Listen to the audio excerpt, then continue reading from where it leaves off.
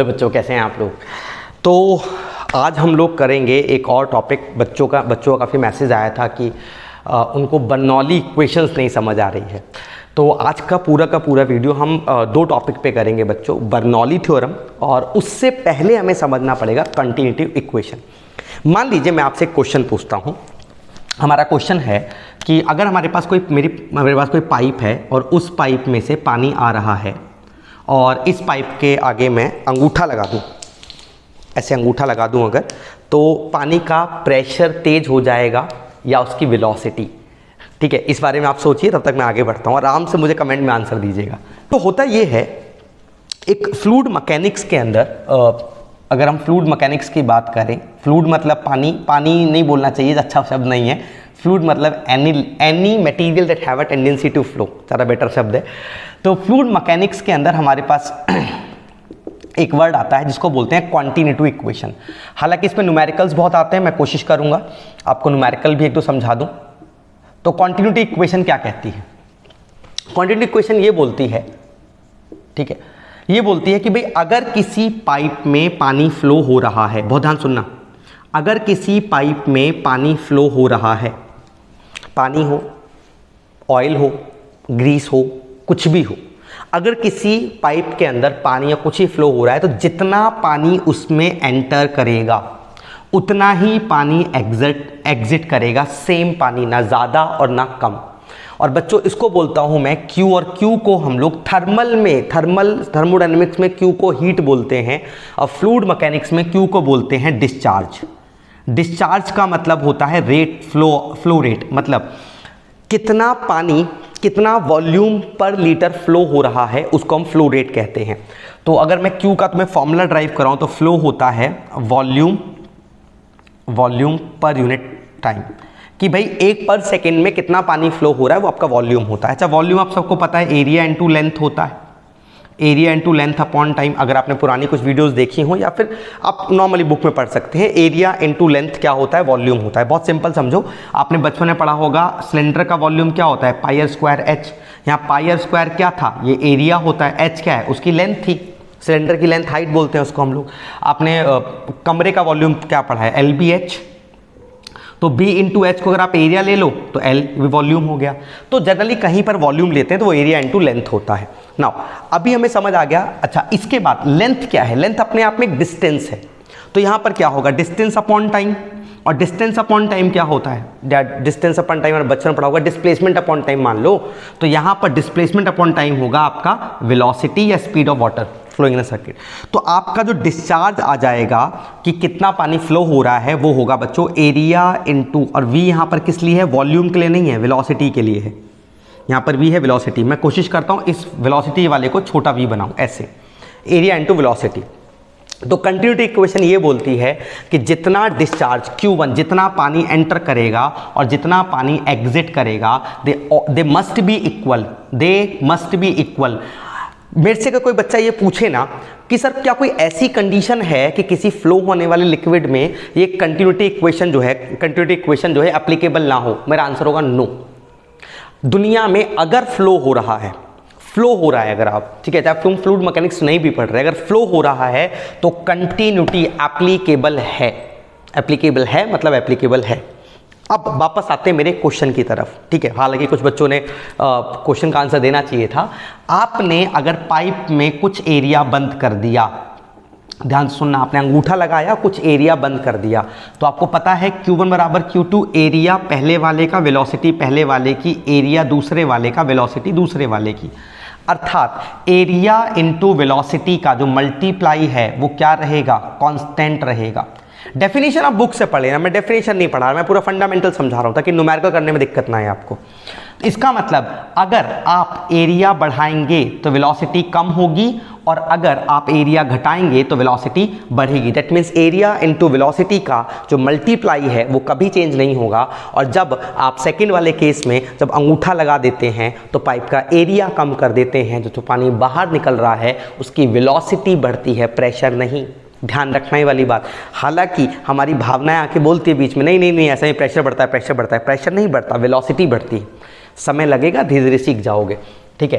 Science में भावनाएं जब बीच में आए ना तो थोड़ा कॉन्सेप्ट पे जाओ, फॉर्मूले पे जाओ, लॉजिक्स पे जाओ, जो पुराने लोग करके दे गए उस पे जाओ।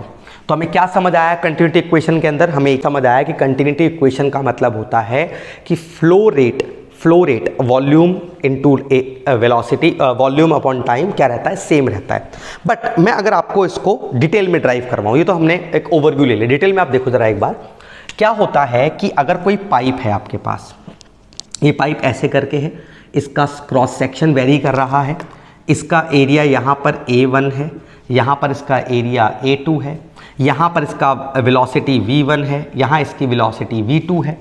ठीक, पानी की जो डेंसिटी है थ्रू आउट द फ्लो, जो पानी या जो भी लिक्विड फ्लो रहा है उसकी जो डेंसिटी है वो है।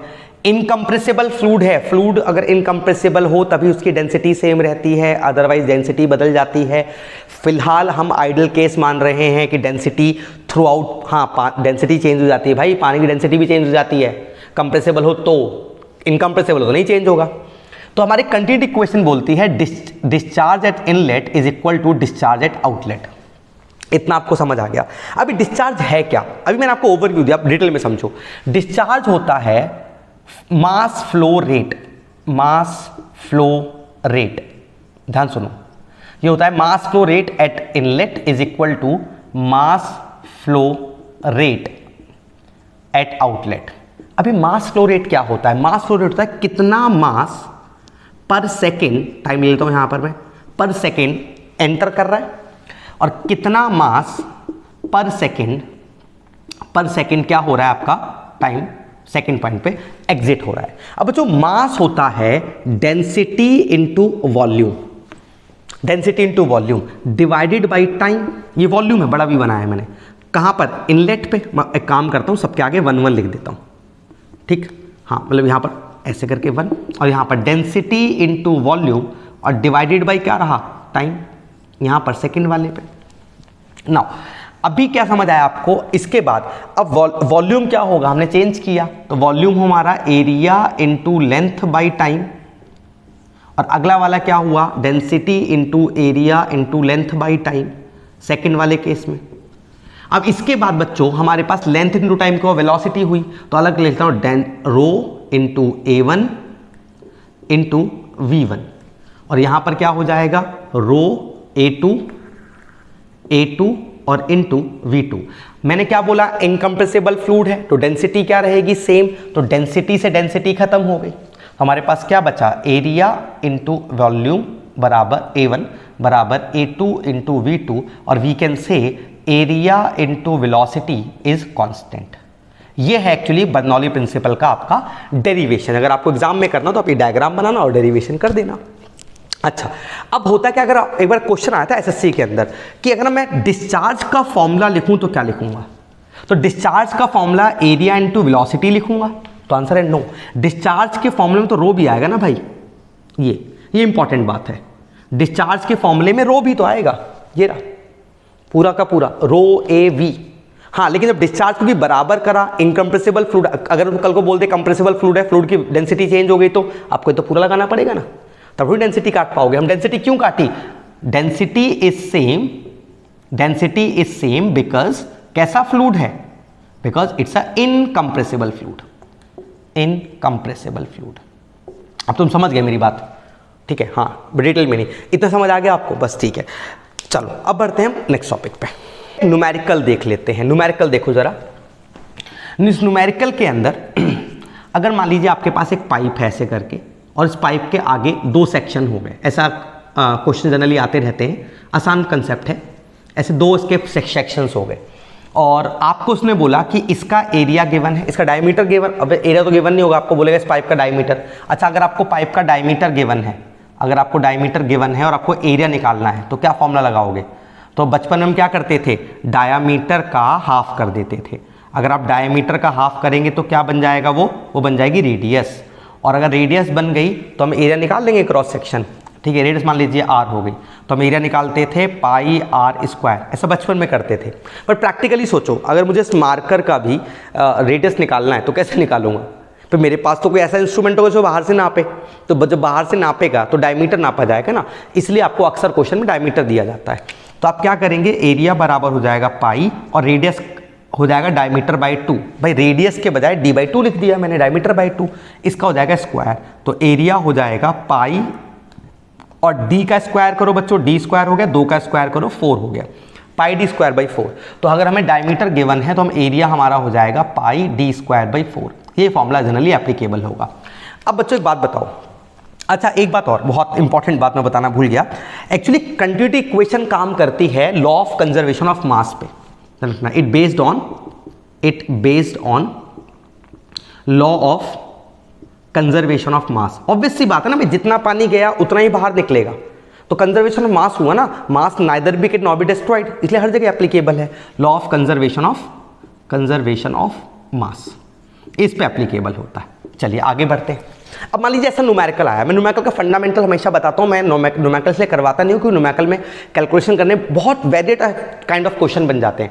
अगर आपको फंडामेंटल क्लियर है तो बस वैल्यू पुट करो, आंसर आ जाएगा। अब इसका एरिया A1 है मान लेते हैं, उसमें वेलोसिटी है V1। आपको ना याद रखना यूनिट भी चेक करनी है। अब उसने बोला कि इसका एरिया गिवन है A2 और इसका एरिया गिवन है A3, इसकी वेलोसिटी गिवन है V2 और इसकी वेलोसिटी पूछी है V3 की V3 कितनी होगी, आपको ये निकालना है। अब बच्चों बहुत सिंपल फंडामेंटल, इसके अंदर पानी गया Q1 गया, Q जाके अगर डिवाइड होगा क्या ज़्यादा हो सकता है? नहीं। कम हो सकता है? नहीं। इसका मतलब मान लीजिए इसमें डिवाइड होकर पहुंचा Q2, इसमें डिवाइड होकर पहुंचा Q3, ठीक है। वैल्यूज में आगे हटा रहा हूं, मैंने वैल्यू ले ली थी बट रिक्वायरमेंट नहीं है फंडामेंटल के लिए। तो इसका मतलब यह है कि जितना पानी Q1 से गया वही तो डिवाइड होके पहुंचा। तो हमने यहां पर क्या किया कि Q1 Q2 प्लस Q3 में जो पानी गया वो मिला के Q1 के बराबर होगा। तो यहां क्या लिख देंगे, A1 V1 बराबर A2 V2 और प्लस A3 और V3।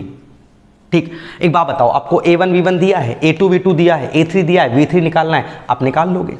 सिंपल क्वेश्चन हो जाएंगे। ठीक है, नहीं आए तो कमेंट बॉक्स में पूछो और मैं आपको आंसर बताऊंगा। मतलब आंसर का मतलब फंडामेंटल दोबारा बता दूंगा, कोई इशू नहीं है उसमें। हाँ, टाइम लग सकता है, हो सकता है कि मैं रिप्लाई थोड़ा लेट करूं बट बता दूंगा, डोंट वरी। चलिए, तो it's all about the continuity equation, क्या होता है, उसका फॉर्मूला कैसे होता है, हम लोग न्यूमेरिकल में कैसे अप्लाई करते हैं और कौन से वो उस पर क्या कहते हैं लॉ पे डिपेंड होता है। अब बर्नौली का अगर मैं फंडामेंटल बताऊं तुम्हें, तो बर्नौली ने क्या बोला, बर्नौली बेस्ड होता है on the conservation of energy. Conservation of energy का मतलब ये है, आपको पता है एनर्जी भी ना बना सकते हो ना खत्म कर सकते हो। तो वो ये बोलते थे, बर्नौली सिंपल क्या बोलते थे, बर्नौली का मेरे एग्जांपल में समझो। वो बोलते थे अगर किसी पानी के अंदर, आपको अक्सर ऐसा डायग्राम मिलेगा बर्नौली वाले केस में, इस तरीके से कुछ ऐसे करके। ठीक, मैं प्रूफ नहीं करा रहा, मैं आपको फंडामेंटल समझा रहा हूँ बर्नौली का। ठीक है, इसकी हाइट मान लेते हैं हम लोग, जब 11th क्लास को पढ़ते हैं तो इसको हाइट को हम क्या बोलते हैं, वो मानते हैं x या y या कुछ मान लेते हैं, h मान लेते हैं। हम जब इंजीनियरिंग पढ़ते हैं तो उस हाइट को हम लोग z मानते हैं। उसका लॉजिक है, ये Z2 हाइट हो गई इसकी सेंटर से, इसकी हाइट पाइप है, ये पाइप, इसमें पानी फ्लो होगा ऐसे करके, ऐसे बाहर जाएगा डिस्चार्ज, और इस तक यहाँ तक की जो हाइट होगी वो Z1 हो गई। इसका एरिया जो हो गया वो A1 हो गया, और इसका जो वेलोसिटी इसमें एंटर करने वाली हो गई V1 हो गई। ठीक है, और हाइट आपको मिल गई। बर्नौली बोलते थे कि किसी फ्लोइंग फ्लूइड के अंदर, बहने वाले पानी के अंदर 3 तरह की 3 टाइप्स ऑफ एनर्जी होती है, या 3 टाइप्स ऑफ हेड होते हैं। हेड से एनर्जी एक ही बात है। ठीक है, आपने पुराने चैप्टर्स पढ़े होंगे तो वहाँ पर हेड्स भी बोलते हैं, प्रेशर हेड, काइनेटिक हेड। ठीक है, तो वो बोलते थे 3 तरह की। एक होती है उसको बोलते हैं प्रेशर एनर्जी, प्रेशर एनर्जी। दूसरी होती है बच्चों उसको बोलते हैं काइनेटिक एनर्जी, और तीसरी होती है बच्चों उसको बोलते हैं potential energy due to the height. Bernoulli ये बोलते थे कि जो तीनों टाइप की एनर्जी हैं किसी भी फ्लोइंग फ्लूइड में, तीनों टाइप की एनर्जी का सम हमेशा कांस्टेंट रहेगा। अर्थात आपने क्या किया, एनर्जी वहां पर हम कर रहे थे डिस्चार्ज, यानी मास के हिसाब से कर रहे थे। एनर्जी एट इनलेट, जितनी एनर्जी एंटर करेगी उतनी ही एनर्जी आउटलेट पे वापस आएगी। सेम एनर्जी ना, जितनी एनर्जी अंदर जाएगी उतनी, मतलब प्रेशर एनर्जी, PR लिखो, प्रेशर एनर्जी 1 मतलब इनलेट पे, प्लस काइनेटिक एनर्जी 1 इनलेट पे, प्लस आपका कौन सी पोटेंशियल बची ना, पोटेंशियल एनर्जी एट 1 बराबर होगा pressure energy at 2 plus kinetic energy at 2 और प्लस पोटेंशियल एनर्जी एट 2। तो बर्नौली प्रिंसिपल का अगर फंडामेंटल की बात करें, हालांकि न्यूमेरिकल करने के लिए काम नहीं आएगा, थ्योरी समझने के लिए आपको काम आएगा कि बर्नौली प्रिंसिपल होता क्या है। It is based on the conservation of energy. Numerical करने के लिए मैं कोशिश करूंगा नेक्स्ट वीडियो में आपको पहले आपको pressure head, kinetic head, potential head पढ़ाऊंगा, उसके बाद का न्यूमेरिकल हम देखेंगे। ठीक है, आज की क्लास के लिए इतना ही। Thank you so much, bye bye. अच्छा, कमेंट करके ज़रूर बताया कीजिए कि आपको चीज़ें समझ आ रही हैं कि नहीं आ रही हैं। आ रही हैं तो बताइए, नहीं आ रही तो भी बताइए, विल ट्राई टू इम्प्रूव ना। ठीक है, और कोई भी क्वेश्चन हो कमेंट में ज़रूर बताइए। अच्छा लगे तो बिल्कुल फॉरवर्ड कीजिए, सब्सक्राइब भी कीजिए। Thank you so much, bye bye.